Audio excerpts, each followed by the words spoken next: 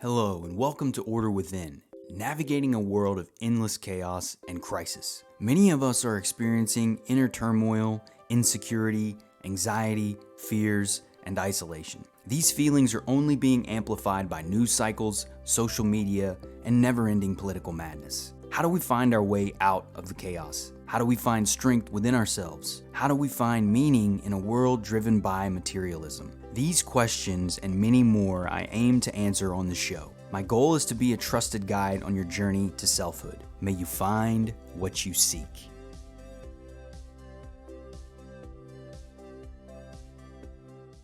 Hello and welcome. I'm your host, Brandon Ward. This is Order Within, episode 22. Man, we've been doing this for like 5 months now. It's crazy. It's awesome. I hope you're enjoying it. Today is a topic called Understanding Alienation is going to be the name of our show today. And it's something I've personally experienced a lot with. It's something that I have struggled with throughout my life. It's something that I feel many struggle with throughout their lives. And it's important to understand how this impacts us, what it means, the characteristics of it. So some of the things we're going to cover in today's show, we're going to go over what alienation is. We're going to look at, are we alienated from the world or ourselves? Spiritual tales of alienation and how this ties together. Healing within ourselves, and then healing the world. And bringing it all together around this central topic of alienation. So what is alienation? What are some of the characteristics of alienation? And how do we manage these things? So many of us, unfortunately, feel these things. We feel that we don't belong in the world. We feel out of place. We feel isolated. We feel alone. And so with that comes the experience of alienation. And we question our place on the planet. We question why we're here, who we are. Why do I feel the way that I do? Why does it seem like life is so much suffering? Why do I struggle on this planet? Why is there so much violence, brutality, hatred, and ignorance? These are the many questions that can arise from these feelings of alienation.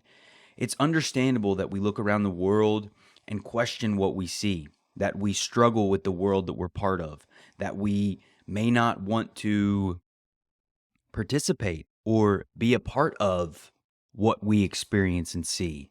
It's completely understandable that we're hesitant to dive in head first and that we feel out of place. If we come from a place of deep feeling, intuition, love, compassion for life, for nature, for humanity, for existence, spirituality, whatever you want to call it, when we carry with us these yearnings, these perspectives, this love within us that we can't quite quantify, but we feel it, we experience it, we know that it's there. It's something that's been with us most of our lives, but yet we can't quite pin it down. These are elements of that alienation experience. There's validation for all of these feelings because the world that we live in is crazy. It's consumed by ignorance and madness and hatred and violence. So a lot of these feelings are valid. But when we're early in our healing journey, it's easy to make the mistake that we're feeling this way because of the world and the world that we're living in. And that's what I want to uncover here a little bit. Feeling alienated is very common in our world. It's something that a lot of people feel today. It's become even more prominent when you look at studies and data that's coming out around the pandemic and having to isolate physically, not being able to go out and interact with other people. This has created more of that isolation and alienation that we feel from the things that we enjoy, from the people that we care about, and the world that we live. So these feelings have only been amplified with what's been happening over the last few years. and it's become more prevalent. Suicide rates are rising, life expectancy is dropping. I've talked about these things before on the show. There's indicators all around that this is a very common thing that many people are experiencing. And it's not just, it's happening a lot in younger generations too, though. But it's happening across all generations, but particularly in the young generations, there we seem to really be struggling with the world, the state of the world, and our place in it. I've had this experience. I felt alienated for years. My early life, I felt angry, isolated, and alone when I was young, when I was an adolescent, when I was a teenager. And those feelings really only compounded into my 20s. I'm almost 40 now, and my 30s have certainly been a huge change. I finally started to heal, repair myself, and bring things back together. But during my 20s, I really embraced this whole idea that I wasn't from this planet. I felt alienated for a reason. I mean, look around at the world. And I was running from the world that I was seeing. I was running from the struggles, the pain, and blaming the world. So I was looking at the world and saying, well, it's no wonder that I feel like an alien, that I don't feel like I belong here. I mean, look at the madness that's existing. And so that was the narrative that I was telling myself for a long time. And what it was doing, though, was increasing my misery. It was increasing my pain. It was creating more of a divide, more of a separation between myself and the world. And many of us do this. We look at the world, we justify our feelings, and we continue to isolate ourselves from existence and from within. And this creates a lot of pain, a lot of psychological pain.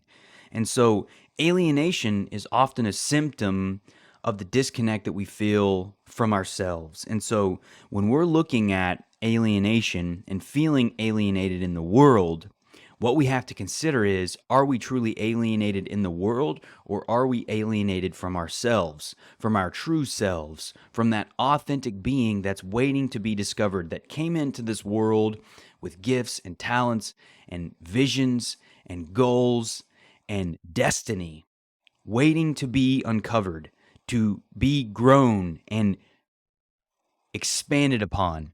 That's the key here, is we feel alienated in the world because we're alienated from ourselves. And it's a dichotomy. To feel more connected with the world, we must feel more connected with ourselves. And that's how this changes. That's what my experience reflects. That's the same change that I went through. And that's the same change that many have gone through. There's this funny Buddha story or Buddhist story. It's like a Zen monk story. Initially, I wanted to change the world, and then I realized that was silly and I have to get smaller. And then initially, I wanted to change my community, and I realized that I didn't have any impact over my community, so I wanted to change my friends and family. And then I realized that I didn't have any impact or control over my friends or family, so I realized that I have to come back to changing myself. And that the only change that I can impact in the world is the change that happens within myself, because I have no control over other people, over the world. Now, that's kind of a bad retelling of that Zen story, but the idea here is that the only thing we control is ourselves, and the only impact and control that we have is over our own being. So the idea that we can change the world is a bit of an illusion. It's a bit of a deception. And so blaming the world for how we feel and justifying our feelings based on what we're seeing will only enable our misery and delay our progress with growth and healing. That's something that I was in for a very long time. There's a lot of people that are in this same cycle. It's a nihilistic perspective that comes about. You don't want to save anything, and it justifies feeling bad and bad about ourselves. We scorn the world, we judge the world and say the world is the problem, not I. And therefore, we stay in this place. We stay in this place of isolation and alienation, and it only grows and it expands. Many of us do this because the world is a crappy place. When you look around at it, there's a ton of things that suck. And like I said earlier, it's valid that we feel those things, but we'll never progress and we will never change the world or make that impact that we truly desire to do if that's our perspective. And so we have to understand that the isolation that we feel in the world is actually an indicator of our internal isolation that we're feeling within ourselves. So, blaming the world for how we feel will not allow us to change and overcome that isolation and alienation. We have to first realize that the change happens with us. Now, that's not blaming ourselves, it's taking responsibility. There's a big difference between blame and responsibility. Claiming ownership of our lives and our responses to life, regardless of what the world chooses to be or is today, our response is what we have control over. So taking ownership and responsibility allows us to overcome these isolation feelings and feelings of alienation. So instead of running from ourselves and blaming the world, we turn within and start to look at, why am I feeling this way? Why do I feel alone? Why do I feel isolated? Why do I feel disconnected? Why do I feel sad? Why do I feel lonely? Why do I feel down on myself? Those questions will lead us back to the roots of these feelings, these stories that are underlying our life, that have been driving our existence unconsciously. The more we become conscious of these things, the more we can change them. So that's the shift from blaming the world and feeling alienated into the world to turning within, taking ownership and responsibility for where we are, and beginning to make the change within ourselves. Changing the world that we live within every day, our inner world. There is a rich, infinite world of ourself that is awaiting for us to discover, and that is the key to unlocking our connection and experience and our potential. It's not outside of us, it's inside of us. That's the beauty of this. God has literally given us the keys to the kingdom. It's up to us to determine whether we will unlock the gates or not. That's the difference, the choice. It's available to all of us, but it's our choice that will determine the paths we walk. So there are many tales, spiritual tales, of alienation, isolation. There's many novels and stories that go about depicting the isolation and alienation that many people feel. Main characters in stories feel isolated and alone. And I've mentioned the story of Harry Potter many times on this podcast, but I feel like it's a great example of just that. Harry Potter spends the majority of his life early on feeling alienated and isolated from the world that he knows. He's living with his aunt and uncle who do not care for him. They despise him. They treat him poorly. And so he has this terrible experience of alienation, of isolation, of aloneness. It wasn't until he discovers the world of wizardry that he begins to unlock his own potential. That's a creative expression of our soul power. The magic, the wizardry is the power of our soul, and it's awaiting us. The wizardly world of the Hallows and all of those things are awaiting us within. It's just a fictional depiction of our soul landscape. And so as we connect with our soul power, we begin to realize that the power we hold is within us, and that this is what connects us to the world. This is what brings about the destruction of those feelings of alienation. It's connecting with our power, with our inner magic, if you will. And so the commonality there is it starts out feeling isolated, alienated, alone, and frustrated with the world. That's our call to action. So those feelings are actually a good thing. They're an indicator that we're out of alignment with who we are and that we must seek further. So if we're experiencing these things, it's signaling to us our life is out of alignment with who we are and that we must look within and find our path. That's what Harry did in the movie, right? He had this whole epic journey that he had to go through to defeat Voldemort and save the world of wizardry and all of these things, Hogwarts. But it's again the fictional manifestation of our own journey that we are experiencing. These things are within us. And when we see these tales throughout fiction and movies and culture, they're a reflection of that inner journey that we all must go through to connect with our power and live our truths.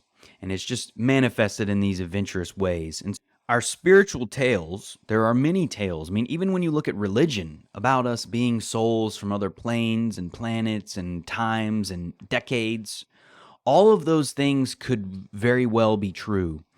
about our place here on earth, and that we could be from other places. We could be carrying these experiences, this energy, these soul signatures from places we have no recollection of. And so embracing that is beautiful. That does not give us the excuse, though, to turn away and run away from the world. We can use that as an excuse. That's our choice. That's our choice to do so. But it becomes an excuse to escape the work and the world when we blame and we connect with that idea that I'm not from here, I don't belong here, so therefore I'm not going to participate. It's an easy way to cop out of life. And I was doing that early in my life. I see a lot of people doing it now. So I'm hoping that we can understand that's a trap. That's a mental trap that keeps us stuck in our own stuff.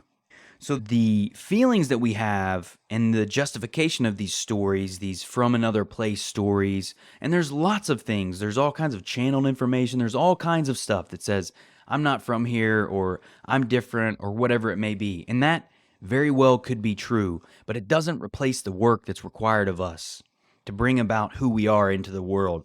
It's our job and responsibility to birth ourselves in and on earth. That's the work that we do, birthing of our souls, our genuine selves. It's literally spiritual birth. And so that work cannot be replaced by these tales, by these justifications of why we're here and where we come from. Those things can be true, but we must still do the work. And that comes back to healing within ourselves. We connect with the world by connecting with ourselves. And if we're feeling that isolation, if we're feeling alone, if we're feeling angry, sad, and hurt, that's most likely because that's how we feel within. We feel disconnected from our true selves. We feel hurt and angry and lonely within ourselves because we've been hurt and sad and mistreated. So we internalize those things, and we've told these stories to ourselves about who we are and what we deserve. And we've done it so much that we don't even realize these are the stories that are driving and dictating our lives. So when we turn our energy and focus inward, when we begin to understand these stories, so when we begin to look and heal within us, we can then begin to reconnect and engage with the world, reconnect and engage with the people that we care about. The thing that I was most surprised by doing this work, as I still do this work, it's never not doing this work. It's a practice. But nurturing ourselves, when you begin this work, a funny thing starts to happen. You begin to enjoy life more. The simple things that once you found miserable or had no interest in now become intriguing, interesting, curious, because you're moving that pain and heaviness and darkness out through understanding and empathy, and that creates space within our being, which allows us now new energy to flow in and experience things. So that process allows us to literally re-experience the world in a new way based on this work. That's the irony of it, is by doing the work within, we allow ourselves to connect with the world without. It's a paradox, but I can promise you it works. And as we do more of this, the things that really matter to us begin to surface. The work that we truly desire to do begins to surface. We find ourselves getting pulled into the world. And we also find ourselves able to handle and manage the burdens of existence. The reality is that living on earth is a burden. There's a heaviness to it. It's a physical, material-driven planet. We must eat. We must drink water. We need air. We need to clean ourselves. We need intimacy. We need relationships. To procreate, we must have sex. We must create. So there's a heaviness. There's a burden. There's a resource-driven existence that's required for Earth. That means we must make money in the times that we live. That means we must work. That means we must care for ourselves. We must feed ourselves. We must have a home. We must have health care. All of these things are burdens that are necessary for Earth. And the more we reconnect with ourselves, the more we heal from within, the easier we have to carry those burdens, the more energy and space we have to carry those burdens. They're not depleting us fully because we're not coming from a place of depletion. As we begin to heal ourselves and reconnect from within, we become the source of our existence. That is the gift that God has given us. We have this eternal well of energy and being awaiting each of us if we tune into it. And that's the key. That well lives within each of us, and that's where we find our energy, our power, our source from. And that's what enables us to reconnect with the world and get pulled out into it to do things, to have careers, to have families, to start businesses, to create, to share, to engage, to challenge. These are the things that enable us. This source is what enables us to do these things in the world, and it all begins by healing from within. This work reactivates our fire, that soul fire, that eternal source. The more we do this, the more we connect with that, the more strength we find, the more power we have, the more energy we build from, the more it compounds. It really is a compounding effect. It can go down or it can go up. That's the key here, is that this is absolutely compounding. So doing small things each day, caring for ourselves in small little ways, building these muscles up, practicing this on a daily basis in small ways will absolutely compound over time. I can't even recognize the person that I was 10 years ago. I remember him, but he seems like a foreign entity at this point because I was so broken and lost and beaten down by life. I had not yet activated my source, my potential, my power. And that power lies within each of us. And so it's connecting to that power, surfacing it, using it, leveraging it every day is what allows us to continue to build and grow from. That's what pulls us into the world, is that reactivation of fire. So the irony here is that in order to heal the world, we have to heal ourselves from within. That's that Zen story that I poorly told earlier. And so if we truly desire to heal the world, we must first heal ourselves. We must be the change in the world that we wish to see. It's so much easier to go around and judge and ridicule others and blame them and point the finger about why the world is the way it is and blaming it on other people, as opposed to taking responsibility for our own lives and where we live. Now, I will say this. There are a lot of people in the world, leaders, politicians, etc., who absolutely seek to make our life more miserable, difficult, challenging, so that we can't activate these potentials. That is intentional.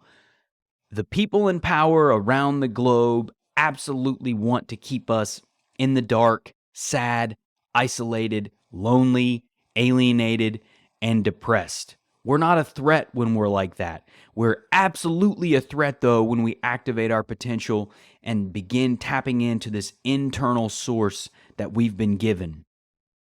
That's the danger for those global leaders. So I'm not trying to say that there isn't suffering and struggling and pain in the world, and that there aren't people and groups of people trying to make that worse for all of us, because they are.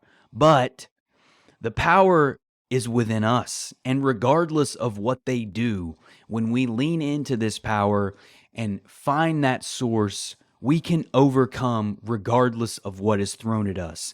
And we need that potential to overcome the challenges that we face, to uproot this corruption, to revitalize industry, to drive innovation in every vertical across the economy so that we can transform the world that we live in.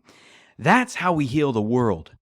But it begins with each of us, not out evangelizing other people and screaming in people's faces, but by living our truth, by finding out who we are, what matters to us, and activating that passion to bring about change in the world, in our own lives. When we do this, if we collectively did this at the individual level, the world would transform.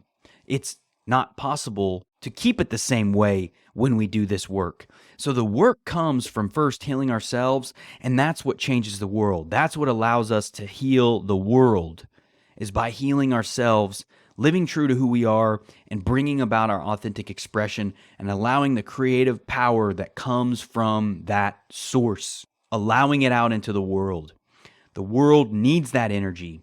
That's the call to action. That's our Heavenly Father, our Creator, our spiritual maker, our Heavenly Mother, whatever you want to call it. That is the source of our existence, the source of our life, the model which we are created from. It is beckoning us forward.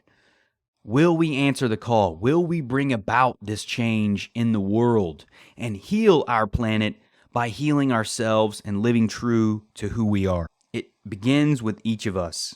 And we build for our souls. We are souls. Souls are builders. We create, we produce, we problem solve. That's what humans do. That's what we're made for. We're designed to create, to solve problems, to innovate. We are unlike the animal kingdom. The animal kingdom runs on instinct. We have consciousness. We have choice.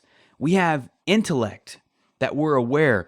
We can reflect and see that I am aware. We can observe our own minds, our own thoughts, and that's the consciousness, the choice that we have. That power separates us from the animal kingdom, which is driven by instinct. Our power is the choice that we hold and the ability to use our creative energies however we wish. We can use it to create or we can use it to destroy. The choice is ours. But there is an epic potential that awaits humanity by leveraging this inner potential, by doing and living from our hearts, by understanding that all of us are connected and come from the same source. Therefore, we are all family and we all have the same potential epic destiny to ride upon if we accept it. The difference is it's not forced upon us. None of us are forced to do this. The call of eternity is a choice. If it wasn't a choice, it would be slavery, and where would be the fun in that? The choice is what makes it so powerful, enlightening, enriching, is that it's available to all of us, but it's required of no one. But what I've come to learn is that this call and answering this call is the most epic and beautiful thing we can do with our lives. It changes us. It takes us to places we can't fathom or imagine. That's the brilliance of it, is the universe knows and sees things in ways that we never can. And we have no idea the destiny the universe holds for each of us. And that's the beauty of this work, is that that's what awaits us when we choose this path. It's not going to be easy. It's not going to be effortless, but it will be enriching and beautiful and absolutely worth what may come. Because in that choice is the epic journey of our future, and that is a world that we cannot yet imagine. It's brilliant. A world of decentralized, empowered, individualistic creators coming together to solve problems and make the most of our life on this planet, to make Earth a reflection and symbol of potential and soul energy emanating out into the infinite universe. That's what awaits us if we take the call to action, but it will only happen if we say yes and we do the work from within ourselves. That's the dichotomy of this, is that in order to change the world, we must change ourselves. In order to heal the world, we must heal ourselves. In order to change and evolve, we must change and evolve. But that's the beauty of it, is the power is ours. It's within each of us. And that choice is ours. The difference is, will we make the choice and answer the call? I have, and I will continue to do so, and send out the signals to my fellow creators and soulful beings who are here during this time, who have come into the world with a mission to bring about this great awakening, which is a mass awakening of all humanity, to overcome the ignorance and blindness that has been running this planet for far too long, to bring about the ultimate epic journey of Earth and the human destiny. Will you join? I think you will. I'm excited about it. So, with that being said, I'm going to go ahead and wrap the episode. I hope you've been enjoying the content. I've really been loving the process, been pumping out a ton of content on Twitter. I'm hoping that over the next few weeks, I'm going to be able to launch my WordPress site and then start getting all my Twitter threads archived to make them searchable and accessible for those of you who may be interested, and to continue to learn and grow together. With that being said, I'll be back next week. I'm kicking around a few ideas on what I want to cover. I'm not quite sure yet. Something about fakeness, could be about struggle, perhaps perspective. I'm not sure, but if you have any thoughts, feel free to share. So, until next time, y'all. Thank you for listening to Order Within. If you found the episode helpful, please consider sharing, rating, and subscribing. New episodes will be released every Thursday at 11 a.m. Eastern Standard Time. Until next time, y'all.